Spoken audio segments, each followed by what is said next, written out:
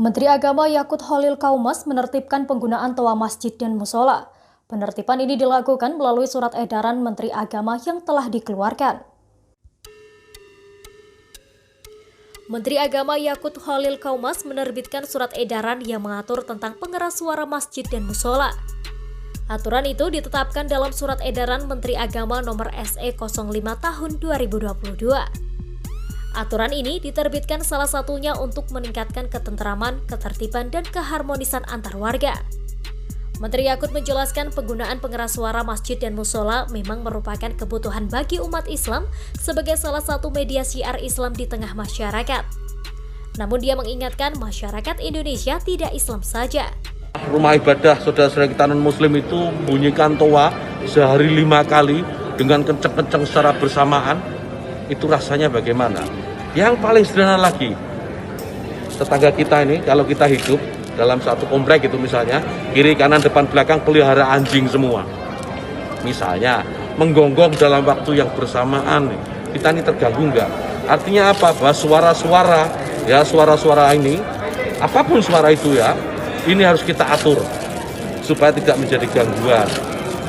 Ya, speaker di musola, masjid monggo dipakai, silahkan dipakai. Tetapi tolong diatur agar tidak ada yang merasa terganggu.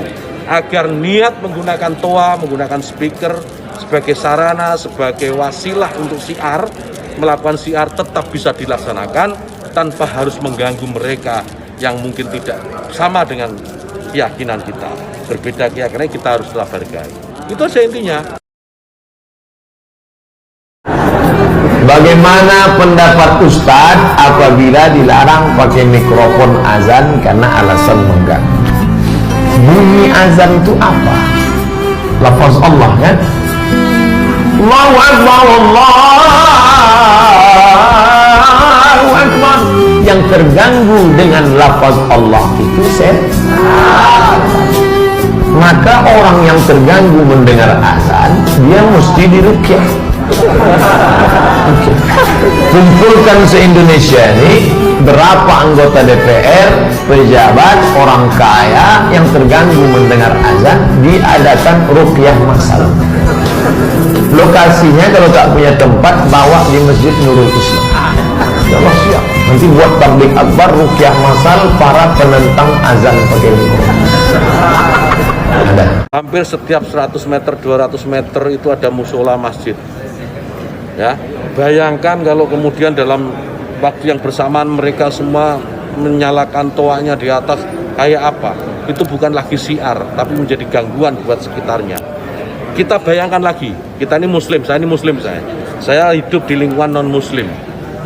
Ya, kemudian rumah ibadah saudara-saudara kita non muslim itu bunyikan toa sehari 5 kali dengan kenceng-kenceng secara bersamaan. Itu rasanya bagaimana? Yang paling sederhana lagi, tetangga kita ini kalau kita hidup dalam satu komplek itu misalnya, kiri kanan depan belakang pelihara anjing semua. Misalnya menggonggong dalam waktu yang bersamaan, kita ini terganggu enggak?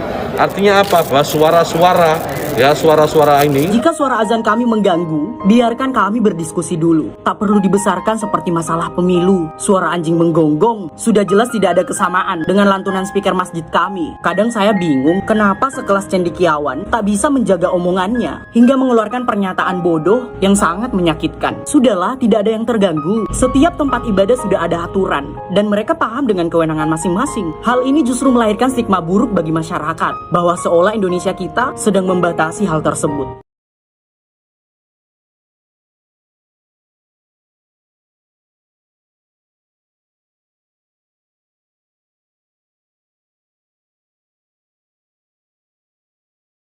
Saya ini seorang Kristen, sampai hari ini saya sebagai jemaat HKBP ya.